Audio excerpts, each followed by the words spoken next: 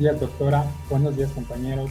Nuestro grupo está conformado por Bernardo Jaramillo, por Karen Inga, por Lisbeth Carche, por Adriana López y por Boris Catilema, quien les habla. Nosotros les vamos a presentar sobre el aparato reproductor masculino.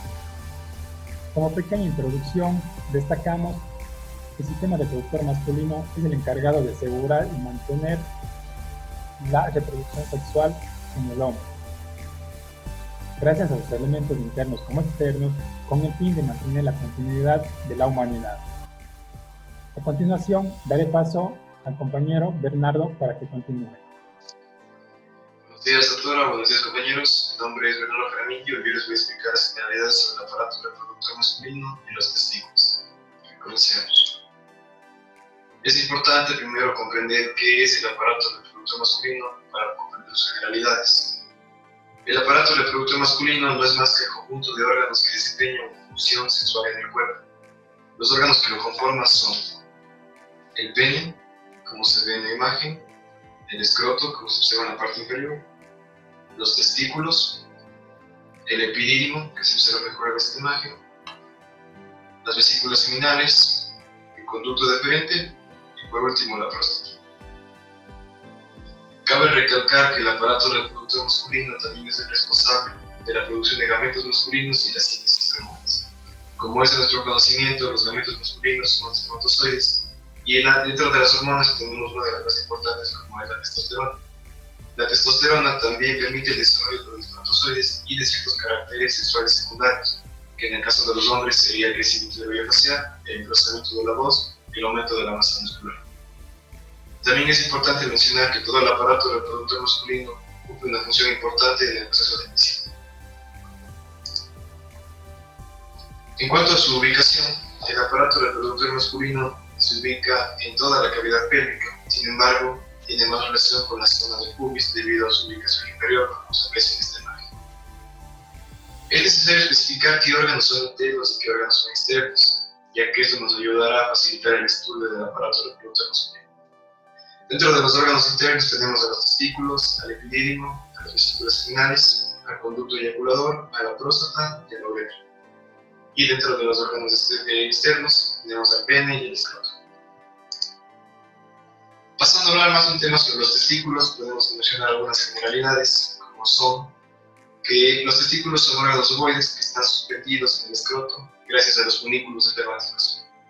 Los folículos espermáticos no son más que el conjunto de ciertas venas, arterias y nervios que se ubican en la zona del pubis, cuya función es levantar el testículo dentro del escroto. Además, los testículos son los encargados de producir testosterona y espermatozoides. Se encuentran recubiertos por una túnica vaginal, que es una cubierta serosa del testículo que le brinda ciertas características que visitaremos cuando avancemos en la presentación. Además, otra característica importante de los testículos es su temperatura, ya que los testículos tienen la característica de tener una temperatura interna que ronda los 25 grados centígrados. Esta es una característica muy importante, ya que esto le permite que se produzcan, se conserven y maduren adecuadamente los espermatozoides hasta el momento de su uso. Los testículos de un adulto promedio pesan entre 20 gramos y miden de 4 a 5 centímetros de longitud, 2.5 centímetros de anchura y 3 centímetros de altura. La superficie del testículo es lisa, pulida y brillante. Esto debido a la túnica vaginal que se menciona anteriormente. Además, la túnica vaginal le brinda la característica de un color blanco con un tono azulado y le da consistencia y firmeza. Pasemos a hablar de la configuración externa y la relación del testículo. Cada testículo posee dos caras, dos bordes y dos polos. Dentro de sus caras encontramos la cara medial y lateral. En sus bordes tenemos un borde anterior y posterior. Y en los polos tenemos un polo superior y un polo inferior. Con respecto a la cara medial, esta es convexa y está recubierta por la túnica vaginal. En esta imagen podemos observar la cara medial del testículo. Podemos observar que no tiene ninguna estructura en ella, por lo cual se dice que solamente tiene la túnica vaginal que la recubre. En cuanto a la cara lateral, podemos decir que esta es convexa y se relaciona superiormente con el epidídimo. El resto está cubierto por una capa serosa. Si ponemos atención en esta imagen, esta vendría a ser la cara lateral del testículo. Y esta estructura de aquí es el epidídimo. Hablaremos del epidídimo a profundidad según avancemos en la presentación, pero para facilitar la explicación de este tema, solamente diremos que el epidídimo se divide en tres partes: cabeza, cuerpo y cola. Es por esto que se dice que la cabeza del epidídimo tiene relación con la cara lateral del testículo, ya que como observamos aquí, es el único punto en el que tiene relación. El resto solamente se encuentra cubierto por la túnica vaginal. El borde posterior es ligeramente convexo y se relaciona con el epidídimo y con vasos del cordón espermático. Si prestamos atención a las imágenes de cualquier cara, este vendría a ser el borde posterior según la cara medial y este vendría a ser el borde posterior según la cara lateral. Es más fácil explicarlo con esta imagen, ya que como dice el texto, es ligeramente convexo y se relaciona con el epidídimo y con vasos del cordón espermático. Los vasos del cordón espermático se estudiarán más a profundidad según avance la presentación, pero para explicar esta parte mencionaremos que los vasos del cordón espermático no son más que túbulos que unen al epidídimo con el testículo, y como podemos observar, sí es ligeramente convexo. En cuanto al borde anterior, este es convexo y toda su extensión se relaciona con la túnica vaginal. Ya sea en cualquiera de las dos caras, podemos ver que efectivamente el borde anterior es convexo y se relaciona únicamente con la túnica vaginal, ya que no tiene ninguna estructura unitaria. Pasando a hablar sobre los polos, tenemos que el polo superior está cubierto por la cabeza del epidídimo y existe un surco que indica el límite entre el epidídimo y el testículo. Además, aquí encontramos el apéndice del testículo que se inserta en este surco. Explicando esto, tenemos que, cubierto por la cabeza del epidídimo, el polo superior, visto desde ambas caras, efectivamente se encuentra cubierto por la cabeza del epidídimo únicamente, ya que el cuerpo y la cola no tienen relación con este. Existe un pequeño surco que indica el límite entre el epidídimo y el testículo. Este surco se conoce como seno del epidídimo, que es la línea negra que se puede notar bastante aquí. Y en esta zona de aquí podemos encontrar el apéndice del testículo. El apéndice del testículo no es más que una pequeña masa muscular que no cumple ninguna función. Sin embargo, con el pasar de los años, cuando un hombre es adulto, puede presentar ciertas molestias. Si este es el caso, deberá ser extirpado.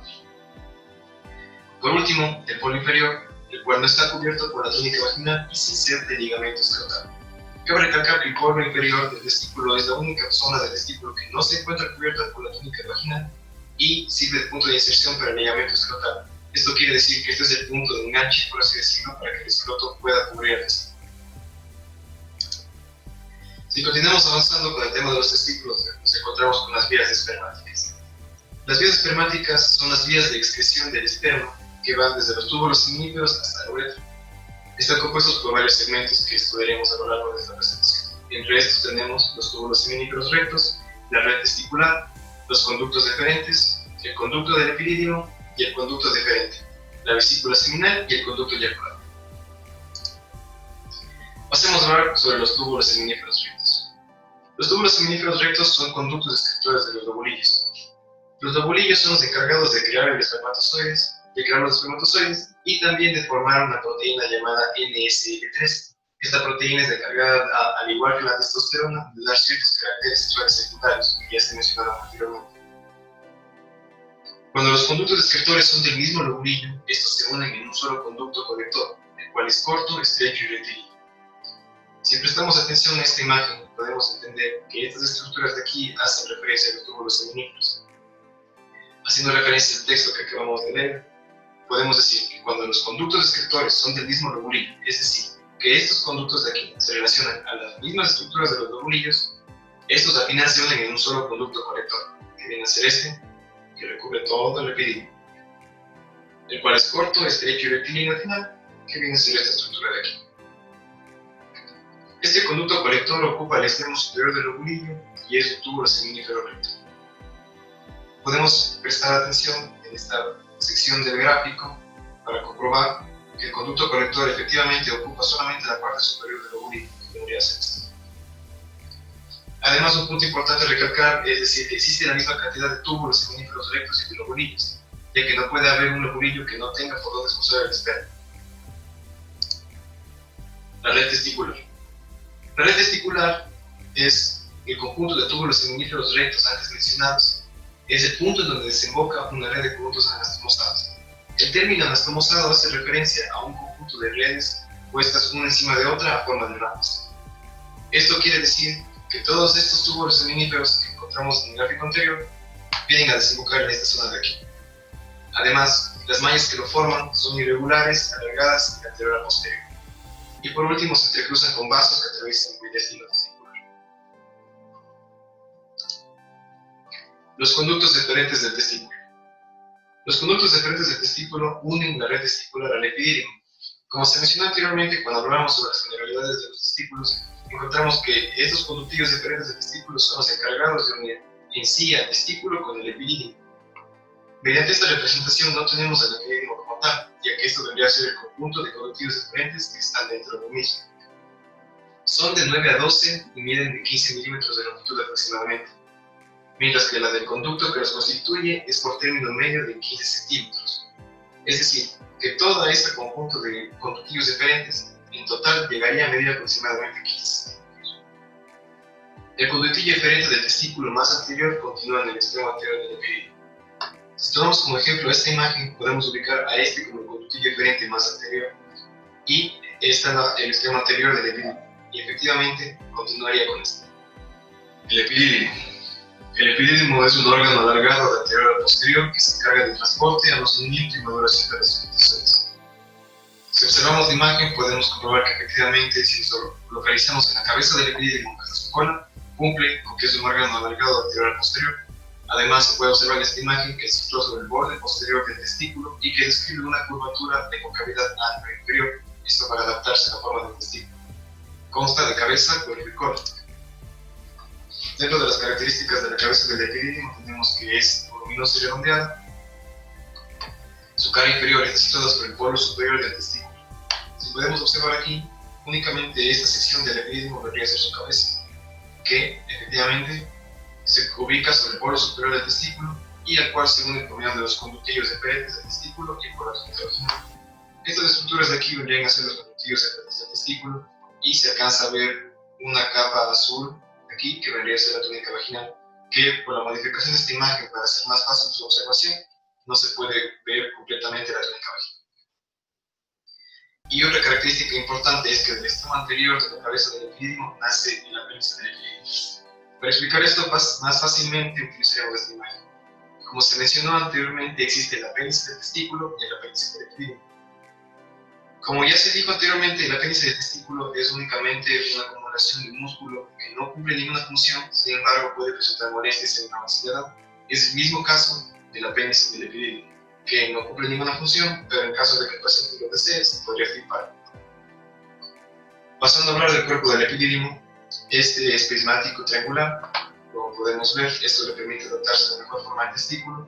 Su cara superolateral es convexa y está cubierta por la túnica vaginal, al igual que cierta parte de la cabeza del epidídimo. Su cara medial se relaciona con los vasos del cordón espermático, como podemos ver aquí, que vendrían a ser estas estructuras. Y su cara inferior es cóncava y es separada del testículo por el surco del epidídimo. Como se mencionó anteriormente, cuando hablábamos de las generalidades del testículo, encontrábamos un pequeño surco aquí que impedía el contacto entre esta parte del cuerpo del epidídimo y el testículo. La cola del epidídimo. La cola del epidídimo es aplanada de superior a inferior, como podemos ver en la imagen, aplanada de superior a inferior, y su cara superior se relaciona con la túnica vaginal. Al igual que el resto de las partes del epidídimo, todas se relacionan con la túnica vaginal, pero como se mencionó anteriormente, no se aprecia en esta imagen debido a la alteración que ha habido para poder observar mejor otras estructuras. Su cara inferior se une al testículo por medio del tejido fibroso. El tejido fibroso, que también podría ser una capa de tejido como la túnica vaginal, y se une al escroto por medio del ligamento escrotal. Para explicar esto de mejor manera utilizaremos esta imagen. Todo el cordón espermático vendría atravesando el testículo hasta que al final termina en este punto de acá. Y el ligamento escrotal, como podemos ver aquí, efectivamente se une a la cola del epidídimo y este también se uniría, como ya dijimos anteriormente, al polo inferior del testículo. Esto le permite al escroto adaptarse mejor y poder cubrir el testículo. Su extremo posterior tiene continuidad con el conducto deferente y forma con este un ángulo agudo abierto anteriormente. Si prestamos atención a esta imagen en la que mejor se aprecia, esta estructura de aquí vendría a ser el conducto deferente y este punto es donde se conectaría con la cola del epidídimo. Es justo aquí donde se forma un ángulo agudo abierto que da el paso al conducto deferente de la cola del epidídimo. Esto sería todo lo relacionado con las estructuras del testículo y generalidades del aparato reproductor masculino. Ahora les dejo con mi compañera Karen Inga para continuar con la exposición. Muchas gracias. Muy buenos días, mi nombre es Karen Inga y el día de hoy vamos a hablar sobre el conducto deferente, las vesículas seminales, los conductos eyaculadores y los vasos y nervios del testículo y de las vías espermáticas. Empecemos. Los conductos deferentes. El conducto deferente va a comenzar en la cola del epidídimo y termina en la zona de unión entre la vesícula seminal y el conducto eyaculador. En cuanto a su forma y consistencia, como podemos observar, es un conducto cilíndrico y en su terminación va a estar cubierto de abolladuras, razón por la cual va a recibir el nombre de ampolla del conducto deferente. En cuanto a sus dimensiones, la longitud por término medio es de 40 centímetros, el diámetro es de 2 milímetros y en la luz es de 0.5 milímetros. En la parte del conducto deferente en su extremo terminal, es decir, en la ampolla del conducto deferente, el diámetro va a ser 2 o 3 veces mayor que en el resto del conducto. A continuación vamos a observar el siguiente video para poder entender mejor la situación. Lo que observamos de color azul son los conductos deferentes, los mismos que se extienden desde la cola del epidídimo hasta la zona de unión de la vesícula seminal con el conducto eyaculador. Como lo podemos observar, los conductos deferentes como tal tienen una forma cilíndrica y en su parte terminal reciben el nombre de ampolla del conducto deferente. Va a presentar 5 porciones, las cuales vamos a describir a continuación. Bien, vamos a distinguir 5 porciones. Una porción escrotal, una porción funicular, inguinal, ilíaca y pélvica. La porción escrotal. La porción escrotal se extiende desde la cola del epidídimo, el borde superior del testículo, la cara medial del epidídimo, hasta la parte anterior del testículo y va a estar separado del epidídimo por medio de las venas testiculares del plexo posterior. En cuanto a la porción funicular, el conducto deferente, al llegar al cuerpo del epidídimo, va a empezar a ascender verticalmente hasta el anillo inguinal superficial y va a estar contenido en el pedículo del escroto y va a estar formando parte del cordón espermático. ¿Qué es el cordón espermático? Es un pedículo donde van a estar suspendidos tanto el testículo como el epidídimo. Se va a encontrar en el interior de la fascia espermática externa y va a estar compuesto por elementos que se dirigen desde el testículo al epidídimo o más bien que pueden proceder de ellos. Estos elementos son el conducto deferente, las arterias testiculares y arterias del conducto deferente, los filetes nerviosos del conducto deferente y filetes nerviosos que acompañan a las arterias antes mencionadas, también a los plexos venosos pampiniforme y testicular posterior y por último a los vasos linfáticos. Continuamos con la tercera porción, la porción inguinal. Superior al escroto, el conducto deferente va a estar penetrando en el conducto inguinal por su anillo inguinal superficial. Va a presentar relaciones con los elementos del cordón espermático, que ya los mencionamos anteriormente, también con el nervio ilioinguinal, con el ramo genital del nervio genitofemoral y por último con la arteria cremastérica. Ya, ahora vamos a hablar de la porción ilíaca. Al llegar al anillo inguinal profundo, los elementos del cordón espermático se van a separar y los vasos del plexo pampiniforme van a ascender hacia la pared abdominal posterior y los del plexo testicular posterior van a estar desembocando en la vena epigástrica inferior. En cuanto al conducto deferente, va a estar acompañado por su arteria, es decir, por la arteria del conducto deferente, y se van a dirigir hacia la cavidad pélvica inferior al peritoneo. Va a estar cruzando a los vasos ilíacos externos y va a descender por la cavidad pélvica. Por último, vamos a describir a la porción pélvica. Esta va a comprender dos segmentos, uno laterovesical y otro retrovesical. En cuanto al segmento laterovesical, cuando la vejiga urinaria está vacía, el conducto deferente va a descender por la cavidad pélvica sobre la pared lateral de la pelvis. Se va a extender hasta el extremo posterior del borde lateral de la vejiga urinaria. En su trayecto parietal va a pasar medial a los vasos y nervios obturadores y a la arteria umbilical. Cuando la vejiga urinaria se distiende, sus paredes laterales van a estar recubiertas por peritoneo parietal. Al llegar al extremo posterior del borde lateral de la vejiga urinaria, el conducto deferente va a pasar anterior y superior al uréter y se va a dirigir hacia la vejiga urinaria hasta llegar a la base de la próstata. Por último tenemos al segmento rectovesical, también conocida como ampolla del conducto deferente. En este punto, los conductos deferentes ya van a estar unidos a la vejiga urinaria, gracias al peritoneo. Van a estar situados en el espesor del tabique rectovesical, el mismo que se extiende desde el fondo del saco rectovesical hasta el perineo, posterior a la próstata. La ampolla del conducto deferente, es decir, la última sección del conducto deferente, va a estar en relación con, anteriormente con el fondo de la vejiga urinaria, posteriormente con el recto, lateralmente con las vesículas seminales y medialmente con el conducto deferente del lado contrario. Por último, va a presentar el triángulo interdeferencial, el mismo que es de base superior y de vértice inferior, que sería en la próstata, como podemos observar en la imagen. Vesículas seminales. Las vesículas seminales son dos reservorios membranosos que van a estar encargados de acumular el esperma en el intervalo entre las eyaculaciones. En cuanto a su situación y dirección, se encuentran en el extremo terminal del conducto deferente y se extiende lateral al conducto deferente entre la vejiga urinaria y el recto. En cuanto a su forma y dimensión, como podemos observar, son dos órganos alargados y su diámetro aumenta desde su origen en el conducto deferente hasta su extremo terminal. La longitud en el adulto es de 5 a 6 centímetros de largo y 15 milímetros de ancho. En cada vesícula podemos distinguir un extremo anteromedial, también conocido como conducto excretor, que corresponde a la unión de la vesícula seminal y el conducto deferente. Asimismo encontramos un extremo posterolateral que va a estar relacionado con el uréter, y este extremo posterolateral es conocido como fondo. Y también encontramos una parte central o cuerpo que corresponde a la unión de los dos extremos antes mencionados.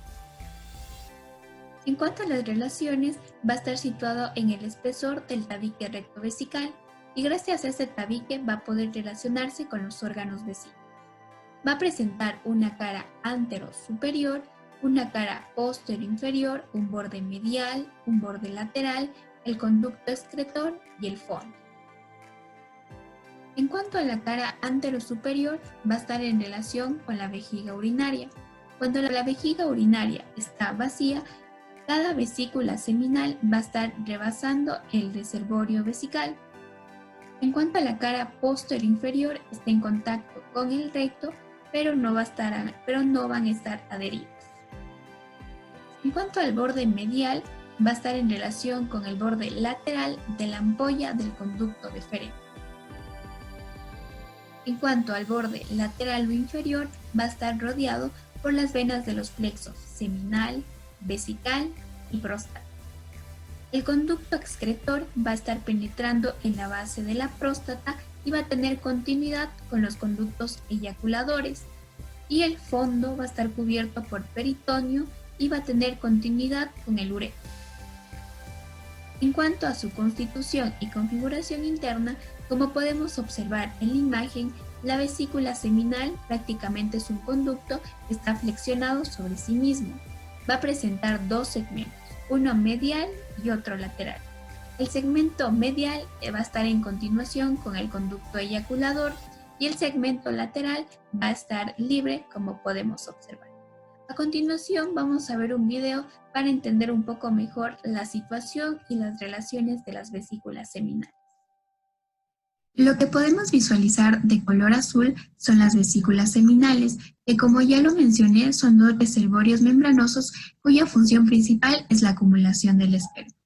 Están situados en el extremo terminal del conducto deferente y se extienden lateral al conducto deferente entre la vejiga urinaria y el recto.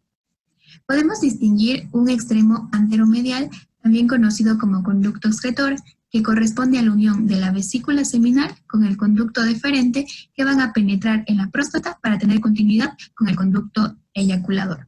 Además, podemos visualizar un extremo posterolateral que está en relación con el uréter.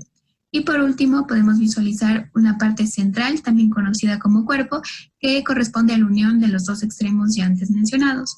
Asimismo, podemos encontrar una cara anterosuperior que corresponde al fondo de la vejiga urinaria y una cara posterior inferior que corresponde al recto. A continuación vamos a hablar de los conductos eyaculadores. Los conductos eyaculadores se extienden desde la terminación de los conductos deferentes y el origen de las vesículas seminales hasta la porción prostática del uréter. En cuanto a sus dimensiones, presenta una longitud de 2.5 centímetros y el calibre disminuye desde la parte superior hasta la parte inferior. Tiene una forma cónica y la base mide aproximadamente de 1 a 2 milímetros. En cuanto a su trayecto y relaciones, como ya lo mencioné, los conductos eyaculadores empiezan en la terminación de los conductos deferentes y el origen de las vesículas seminales. Van a continuar hacia la próstata y van a terminar en el colículo seminal a cada lado del orificio del utrículo prostático. En todo su trayecto van a estar contenidos en el espesor de la próstata y van a estar rodeados por tejido conectivo rico en vasos venosos, que es conocido como tejido cavernoso. Los conductos eyaculadores de cada lado van a estar encontrándose en el colículo seminal y es en este punto donde vuelven a separarse para poder continuar a cada lado. A continuación vamos a visualizar un video para entender mejor sobre las relaciones y la situación. Lo que podemos observar de azul es el conducto eyaculador, que se extiende desde la terminación de los conductos deferentes y el origen de las vesículas seminales hasta la porción prostática del uréter. Cerca del folículo seminal se va a encontrar con el conducto deferente del lado opuesto, pero es en este mismo lugar donde se vuelven a separar para poder descender uno a cada lado. Finalmente vamos a hablar acerca de los vasos y nervios del testículo y de las vías espermáticas. En cuanto a las arterias, el testículo va a estar irrigado por la arteria testicular, el epidídimo por la arteria testicular y por la arteria del conducto deferente. El conducto deferente va a estar irrigado por una arteria que lleva su mismo nombre. En cuanto a la ampolla del conducto deferente, las vesículas seminales y los conductos eyaculadores van a estar irrigados por las arterias vesical inferior, por las arterias prostática, rectal media y las ramas vesicular y deferencial de la arteria del conducto deferente. En cuanto a las venas del testículo y de la parte anterior del epidídimo van a constituir el grupo venoso anterior, también conocido como plexo pampiniforme del cordón espermático. En cuanto a las venas de la parte posterior del epidídimo, van a estar formando el grupo venoso posterior, también conocido como plexo testicular posterior del cordón espermático. Las venas del conducto deferente se van a dirigir hacia los troncos venosos del cordón espermático, de la pelvis y hacia los plexos vesical, prostático y seminal, al igual que las venas de las vesículas seminales y de los conductos eyaculadores, ya que van a estar terminando en los mismos plexos antes mencionados. En cuanto a los vasos linfáticos del testículo y del epidídimo van a ascender a lo largo de los vasos testiculares y van a drenar en los nódulos linfáticos lumbares desde el pedículo renal hacia la bifurcación de la aorta. Y finalmente, en cuanto a los nervios del testículo y del epidídimo proceden del plexo celíaco por medio del plexo testicular y del plexo hipogástrico inferior mediante el plexo deferencial. El plexo deferencial va a estar inervando a los conductos deferentes, a las vesículas seminales y a los conductos eyaculadores. Eso ha sido todo en cuanto a mi presentación. A continuación sigue mi compañero Boris. Muchas gracias. Yo les voy a hablar de lo que es la próstata. La próstata es una masa granular que rodea en el hombre la parte inicial de la uretra como podemos observar en esta imagen. En cuanto a la ubicación, este se va a situar inferior a la vejiga, superior al suelo del periné, anterior al recto y posterior al sínfisis y posterior a la sínfisis pública. Alrededor de la encrucijada está formada por la uretra y también por las vías espermáticas.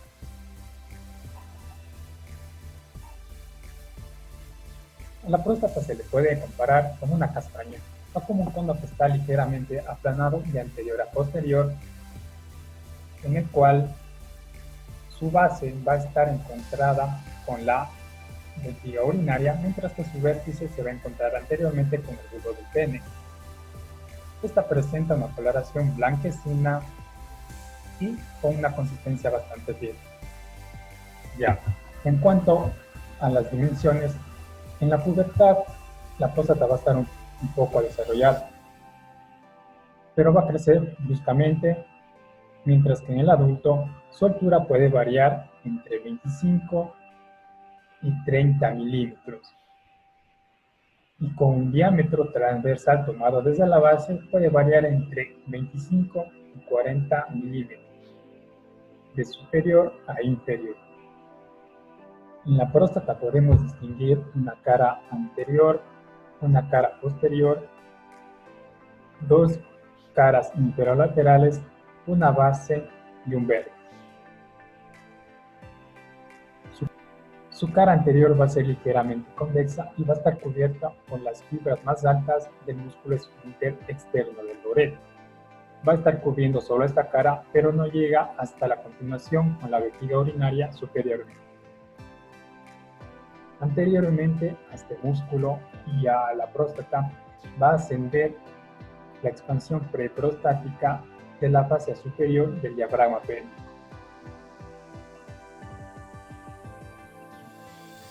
Más anteriormente vamos a encontrar en estos puntitos azules, como se puede ver escasamente, estos van a ser la parte anterior del plexo venoso prostático. Esto va a ser lo que va a separar a la próstata y la fascia prostática de los ligamentos puboprostáticos, de la sínfisis del pubis. En la cara posterior va a ser mucha más convexa, va a estar inclinada un poco anterior e inferiormente. En la parte media se va a observar un canal vertical en el cual en el extremo superior va a marcar el borde posterior de la misma cara. A sus lados, esta cara va a presentar dos lóbulos laterales que se van a formar gracias a este canal. Esta cara va a estar en relación con la pared anterior del recto, pero va a estar separado por el tabique recto vesical, este de aquí que podemos observar. En cuanto a sus caras inferolaterales, como observamos en esta imagen, tenemos una vista lateral. Estas van a ser convexas tanto de superior a inferior como de anterior a posterior, y van a estar inclinadas un poco inferior y anterior. Cada cara inferolateral va a estar cubierta por una lámina de tejido fibrocelular y muscular. A esta se le va a denominar fascia de la próstata. Cada cara va a estar tapizada por una lámina de tejido fibrocelular muscular liso, denominada fascia prostática. Esta fascia prostática va a comprender en su espesor, como vemos aquí los puntitos azules, estos van a ser la parte lateral del plexo venoso prostático. Además, esta fascia va a descender hasta el diafragma pélvico. Además, me va a ayudar. Además, esta fascia desciende hasta el diafragma pélvico, el cual me va a ayudar a separar la próstata del músculo elevador del ano y de la fascia de la pelvis.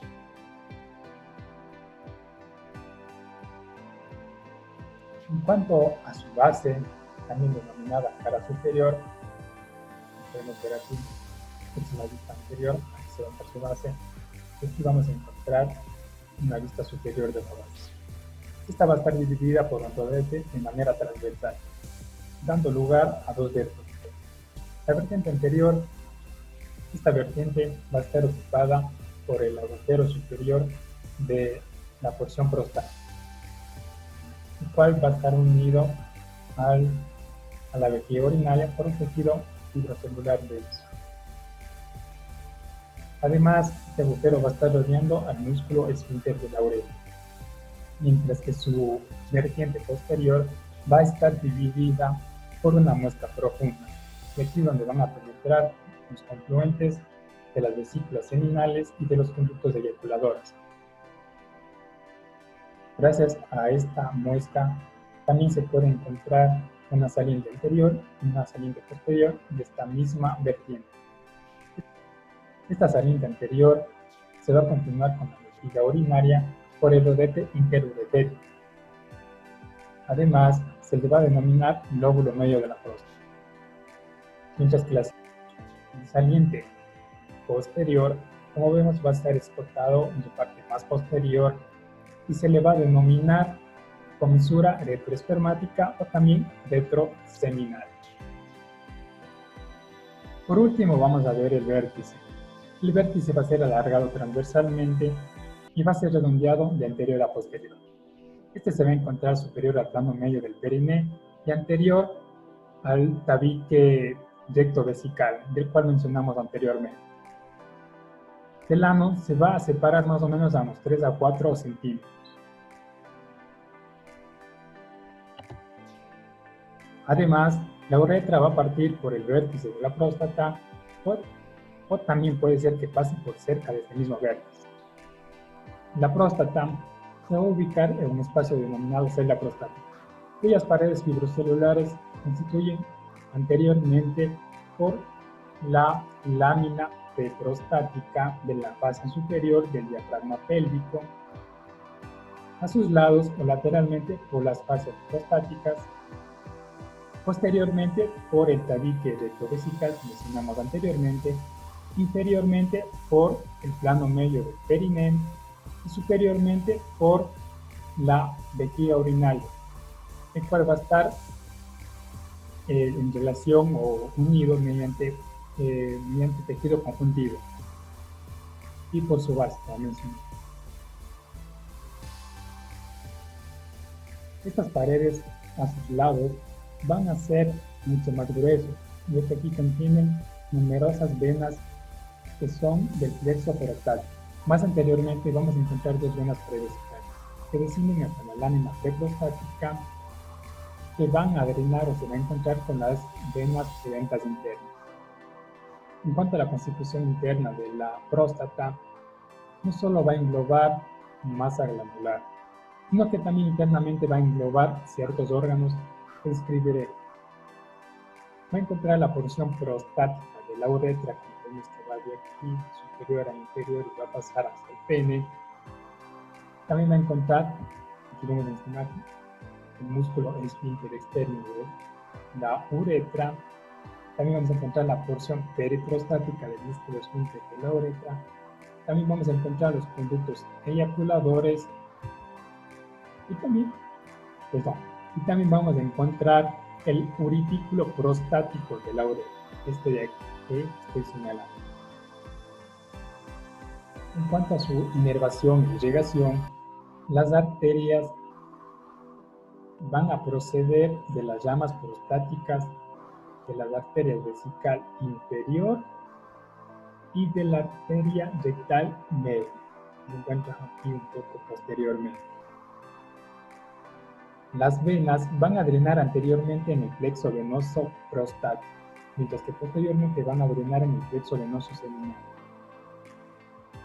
Los vasos linfáticos van a formar en la superficie de la próstata como una especie de red periprostática, de las cuales van a nacer posteriormente 4 pedículos: un pedículo ilíaco externo, un interno, un pedículo posterior y un interno. El pedículo ilíaco externo,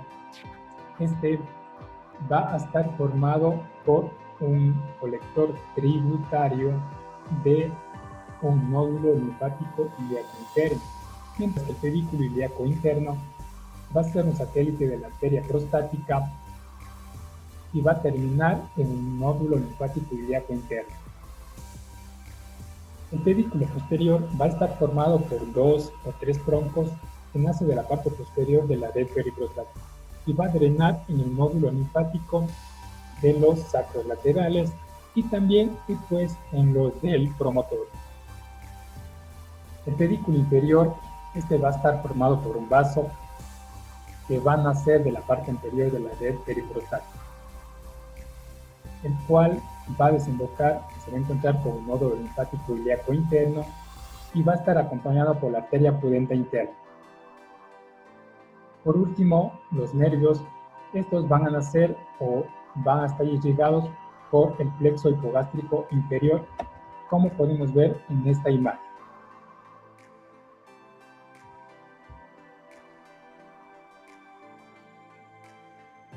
A continuación, mi compañero continuará con el siguiente tema. El pene. ¿Qué es el pene? El pene es el órgano de la copulación del hombre. Se encuentra situado anteriormente a la sínfisis púbica y superiormente al escroto, como estamos viendo en la imagen. Forma y dimensiones. La forma y la dimensión del pene va a depender de su estado de flacidez o de erección. En estado de flacidez, en esta posición, el pene presenta la forma de un cilindro aplanado de anterior a posterior y está situado superiormente al escroto. En estado de erección, el pene es voluminoso, por ende se torna rígido y se eleva anteriormente al abdomen, como estamos viendo en la imagen.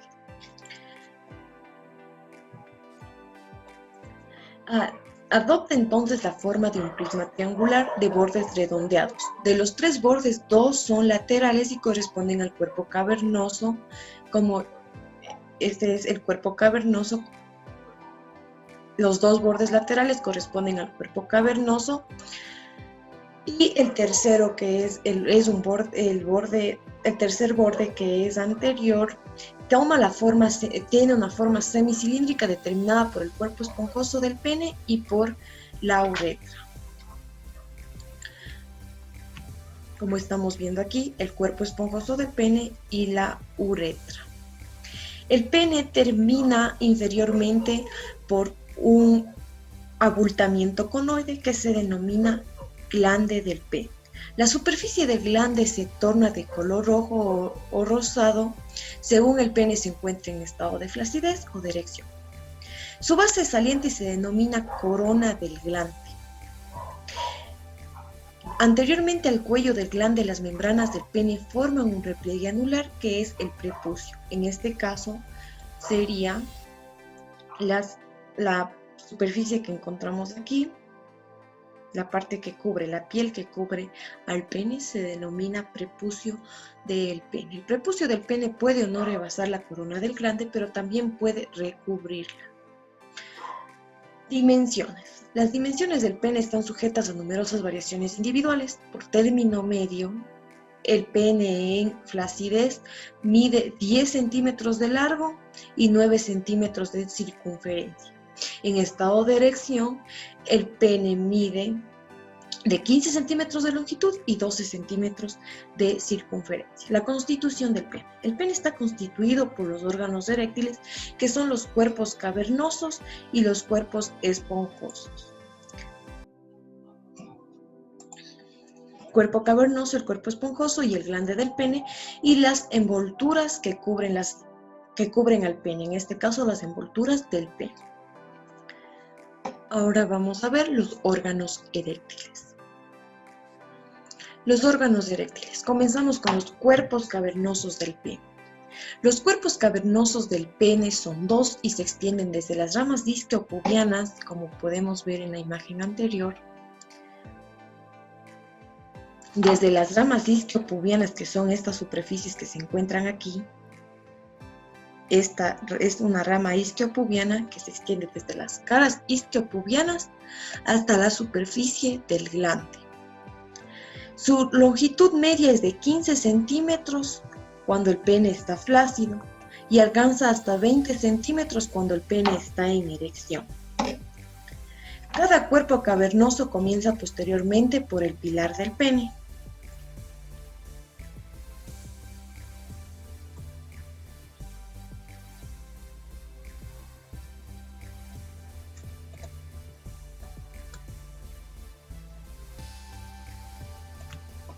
Cada cuerpo cavernoso comienza por el pilar del pene que se encuentra aquí. Este es el pilar del pene y el cuerpo cavernoso comienza aquí, como podemos ver en la imagen.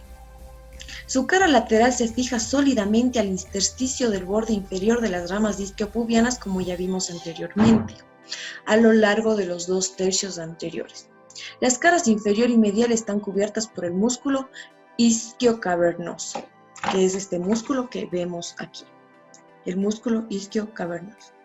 Los extremos posteriores de los cuerpos cavernosos del pene convergen para unirse por su cara medial inferiormente al arco del pubis, que hace referencia a una superficie cercana a las ramas isquiopubianas. Y recorren a continuación el cuerpo del pene en toda su longitud. Limitan entre sí en las caras superior e inferior del pene 2 canales longitudinales y medios. Por el canal superior discurre la vena superficial profunda del pene y la arteria dorsal del pene y los nervios del pene, como podemos ver en la siguiente imagen.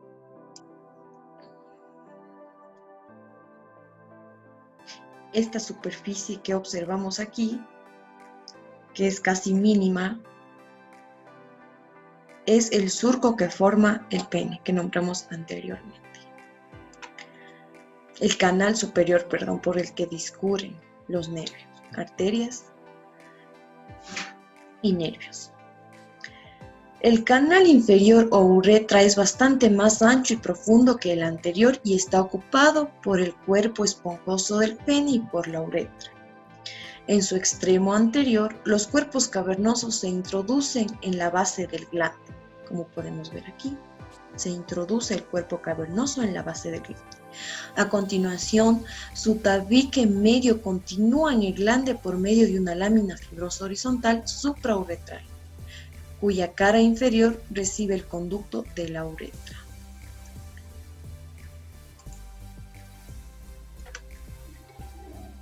Cuerpo esponjoso del pene.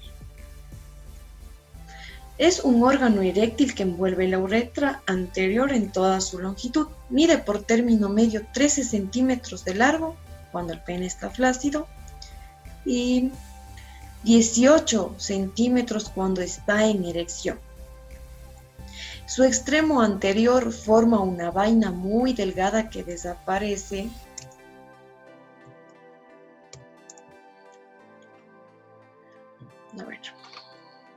su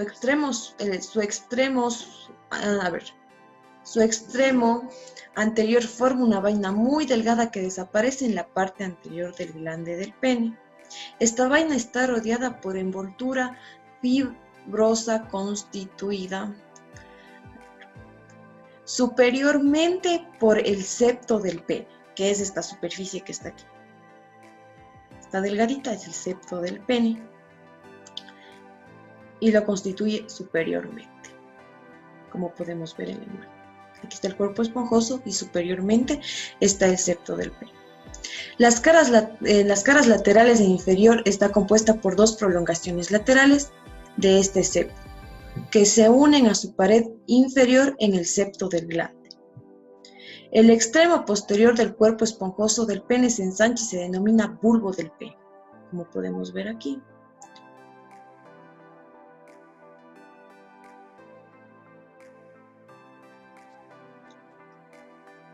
Aquí está el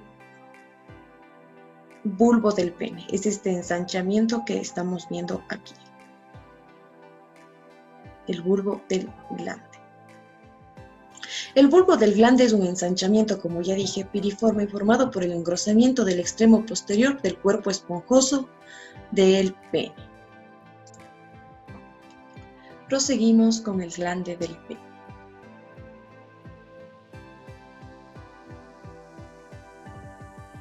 El glande del pene. El glande del pene está constituido por una parte periuretral que comprende las vainas esponjosa y fibrosa. Estas a su vez se les conocen como esponjoso del pene. También está constituido por una capa periférica de tejido eréctil. Aquí está una imagen ilustrativa donde podemos observar. Estructuras de los órganos eréctiles. La cubierta se denomina túnica albuginea. La túnica albuginea es más gruesa en los cuerpos cavernosos que en los cuerpos esponjosos. El tejido eréctil está compuesto por numerosas trabéculas que se originan en la cara profunda de la túnica albuginea. Estas trabéculas se anastomosan entre sí y limitan las areolas, que comunican, a su vez, se comunican las unas con las otras. Existe una interacción entre las trabéculas. Las areolas están llenas de sangre, pues representan capilares dilatados. Como podemos ver, aquí encontramos la túnica albuginea. Estas de aquí son las trabéculas que se comunican entre sí.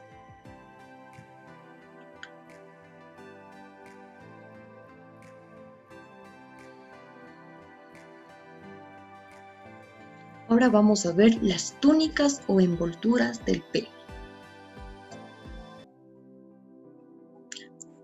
Los órganos eréctiles están envueltos por 4 capas que se enumeran de superficial a profundo. Y así tenemos la piel, el dartos, una capa celular y la fascia profunda del pene. La piel. La piel es fina, pigmentada y muy móvil. En su cara inferior discurre un rafe medio que es continuación del rafe escrotal.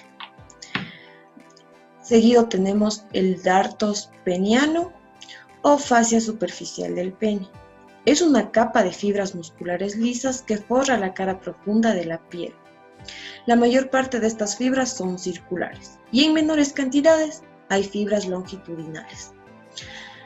La capa celular. Profundamente a la piel y al darto se encuentra una capa de tejido conjuntivo laminar laxo.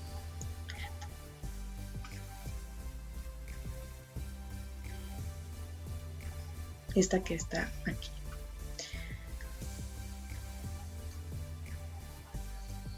Finalmente tenemos la fascia profunda del pene.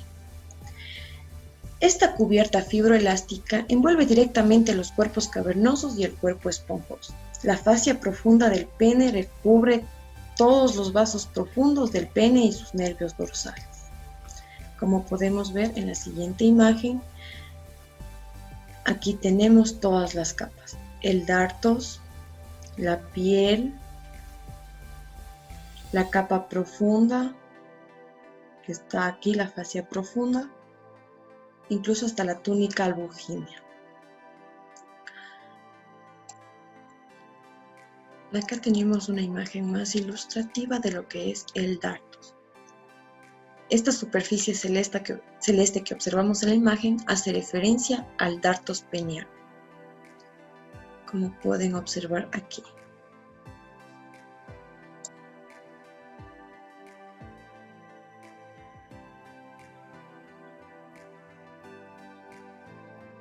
Ahora vamos a ver el prepucio del pene. La piel se extiende más anteriormente sobre la superficie del glande del pene, donde adopta un aspecto mucoso. Este tiene continuidad posteriormente con el revestimiento del cuello del glande. El dartos peniano tapiza el repliegue cutáneo en toda su extensión y la capa celular se insinúa entre las capas dartoicas de este repliegue hasta su extremo anterior. Este repliegue cutáneo constituye el prepucio del pene. Como podemos ver aquí, este es el prepucio del pene. Ahora tenemos el ligamento suspensorio del pene. Este ligamento sirve para fijar el órgano a la pared abdominal, a la sínfisis púbica y al pubis. Está compuesto por 3 láminas principales, una lámina media y 2 láminas laterales. Como podemos ver, este es el ligamento suspensorio. La lámina media está formada principalmente por fibras elásticas. Se inserta superiormente en la parte inferior de la línea alba y en la sínfisis púbica. También tenemos las láminas laterales. En cambio, a diferencia de la lámina media, son haces fibrosos gruesos y cortos, sólidamente fijados superiormente al pubis.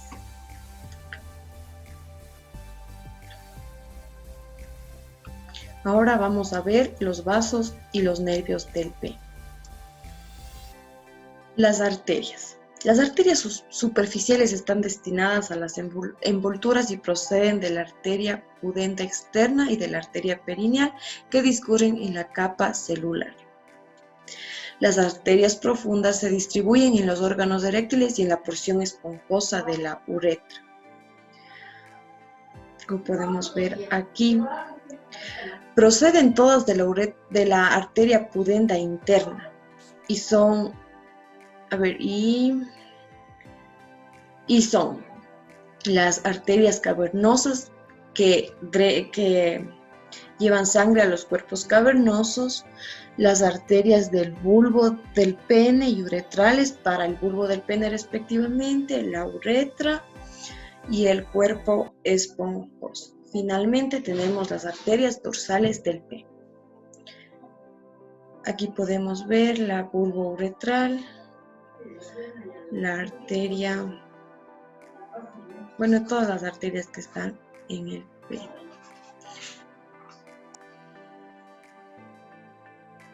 Las venas. La vena dorsal superficial del pene discurre de anterior a posterior por la cara dorsal del pene en la capa celular subcutánea. Las venas profundas del pene se unen a un grueso tronco colector, la vena dorsal profunda del pene. La vena dorsal profunda del pene procede de la unión de dos plexos situados uno a la derecha y otro a la izquierda a lo largo del cuello del glande y formados por la unión de las venas del glande.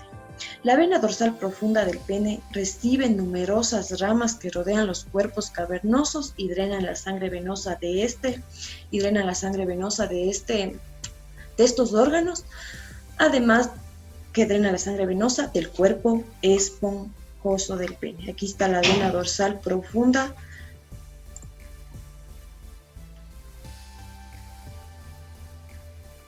Los vasos linfáticos.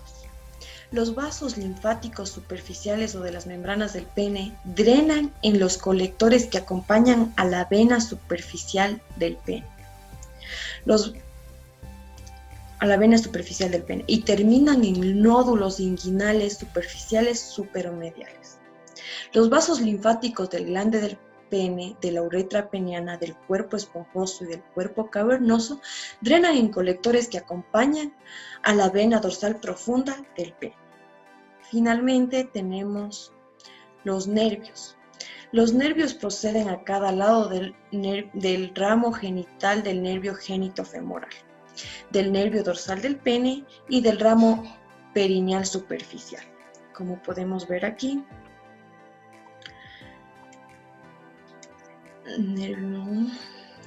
nervio perineal profundo, nervio perineal superficial, nervio dorsal del pene. Aquí he puesto una foto donde se ve toda la inervación e irrigación del pene. Aquí vemos a los vasos linfáticos, que son los que están de color verde. Acá vemos a la arteria dorsal del pene, que es la que está de color rojo, y la vena dorsal profunda, que es esta. La superficial viene por encima de esta. Esto ha sido todo. Gracias. Muy buenos días, doctora. Buenos días, compañeros. El día de hoy les voy a hablar acerca de lo que son las glándulas de Cooper o también conocidas como glándulas bulbo-uretrales. Tenemos que las glándulas de Cooper o también conocidas como glándulas bulbo-uretrales son dos masas glandulares pequeñas ubicadas una al lado derecho y otra al lado izquierdo. Van a estar ubicadas en la parte superior, en los extremos laterales de lo que viene siendo el bulbo del pene. Algunos autores también refieren que va a estar ubicada en la base de lo que viene siendo el pene y va a estar por debajo de lo que viene siendo la próstata. Aquí como tal podemos encontrar a las glándulas bulbo-uretrales. Se dice también que formaría parte de las 3 glándulas accesorias del aparato reproductor masculino. Tenemos que de cada glándula bulbo-uretral parte lo que es un conducto excretor. Este conducto excretor se va a dirigir en sentido medial y en sentido anterior. A su vez, tenemos que los dos conductos discurren a través de lo que viene siendo el bulbo del pene, la pared de lo que viene siendo la uretra, y presentan una longitud de aproximadamente de 3 a 4 centímetros. Tenemos que las glándulas de Cooper son glándulas exócrinas, es decir, se encargan de excretar líquido preeyaculatorio y preparan a la uretra para la eyaculación. A su vez, tenemos que protege a los espermatozoides al neutralizar lo que viene siendo la acidez de la orina. Ahora les vamos a hablar acerca de lo que son las envolturas del testículo. Como sabemos, los testículos son dos glándulas con forma de pelota que van a estar ubicadas en la parte interna de lo que viene siendo el escroto, es decir, el escroto estaría recubriendo a lo que viene siendo el testículo. A su vez, tenemos que son los encargados de producir esperma y hormonas como la testosterona. Tenemos que las envolturas del testículo forman anteriormente lo que viene siendo el perine y a su vez tenemos que inferiormente lo que viene siendo el pene y a su vez lo que es el escroto.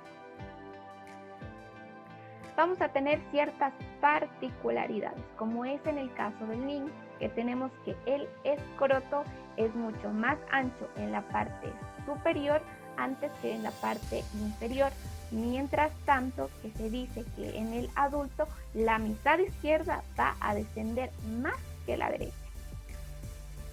Tenemos que las envolturas del testículo van a ser 7 y van a ser estudiadas desde la más superficial a la más profunda.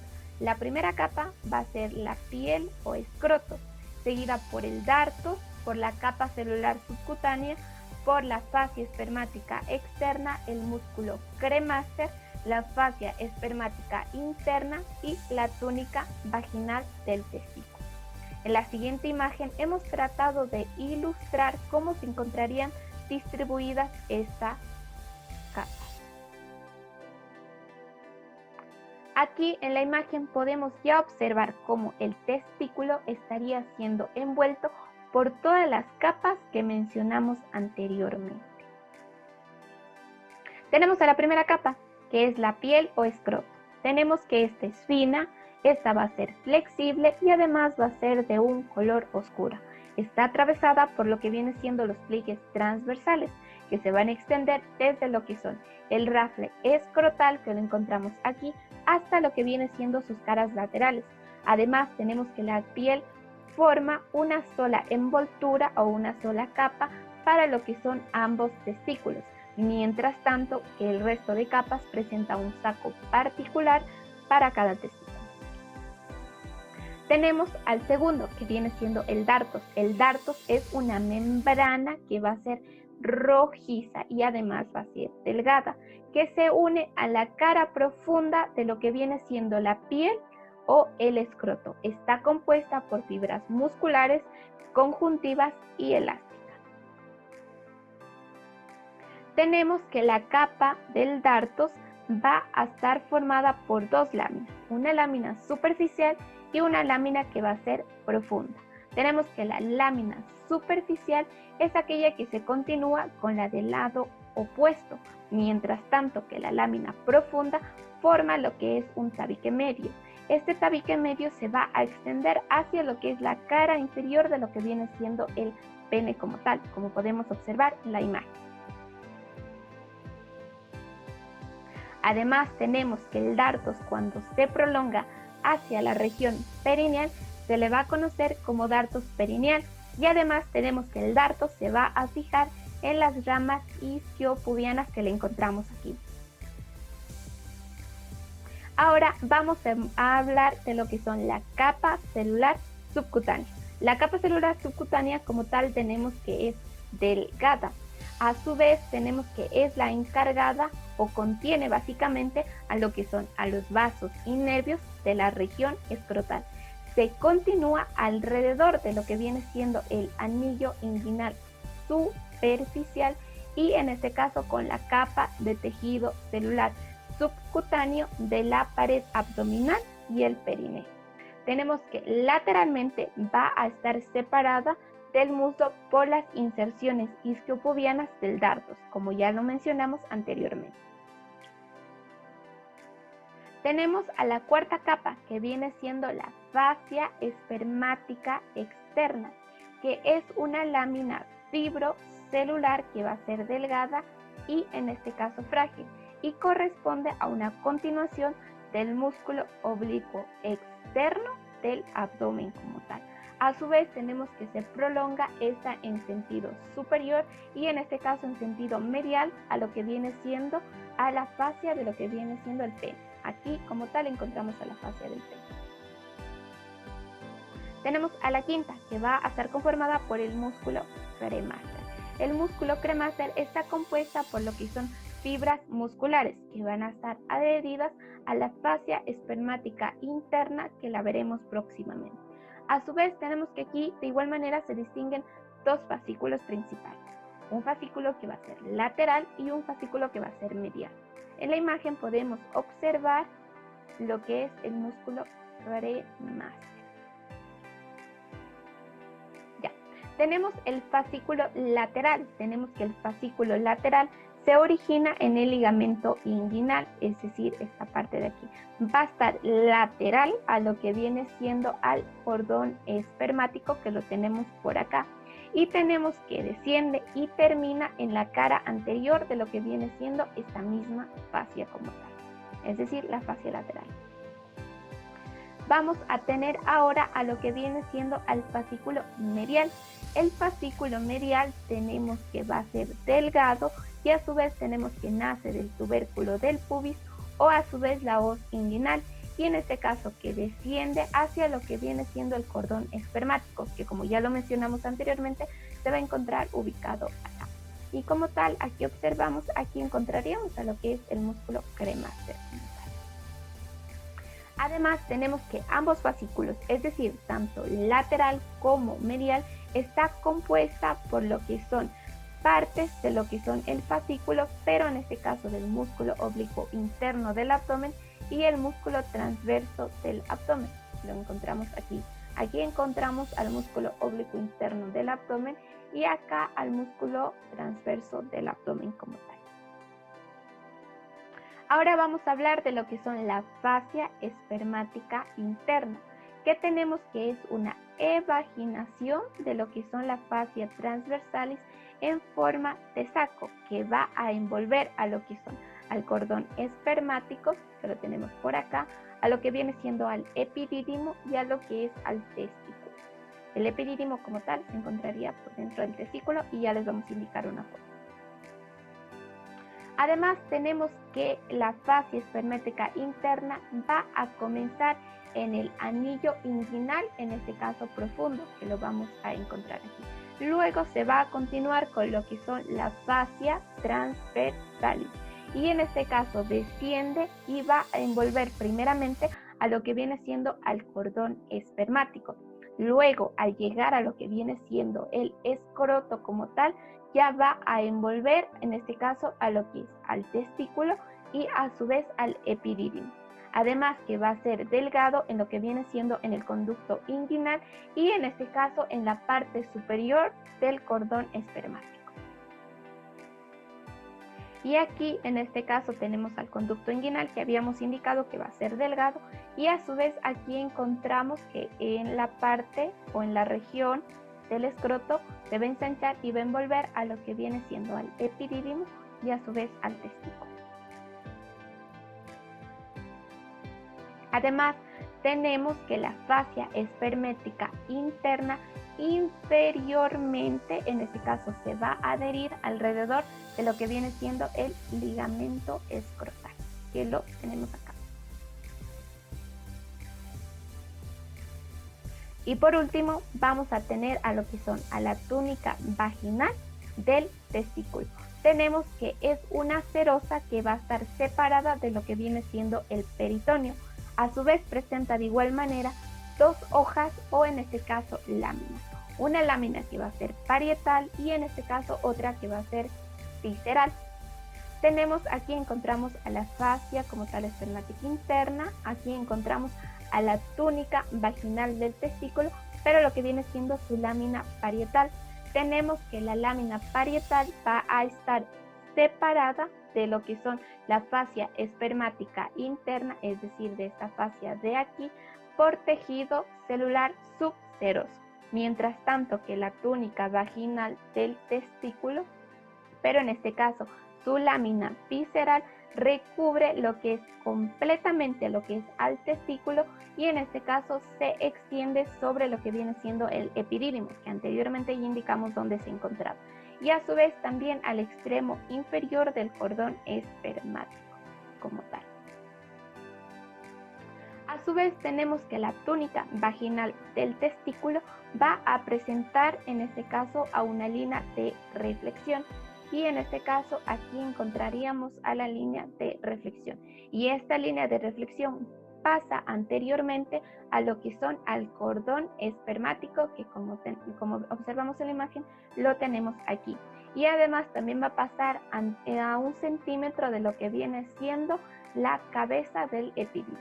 Como tal, le encontramos aquí. Y de igual manera, en esta imagen ya podemos observar lo que es la hoja visceral, que ya la habíamos nombrado anteriormente.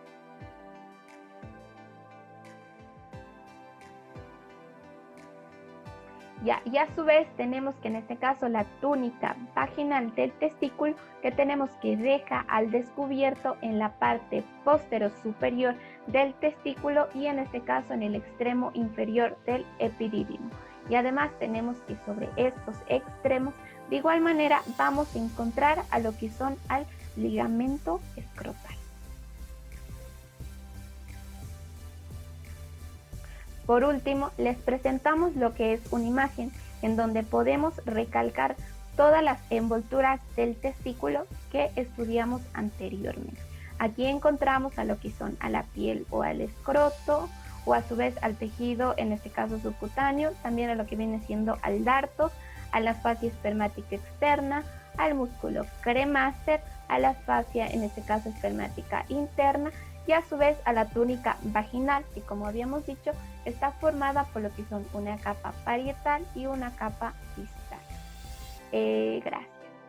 Eso ha sido todo en cuanto a nuestro tema. Espero que la información emitida haya sido de su agrado y que también les sirva en un futuro para sus conocimientos. Gracias por prestarnos atención.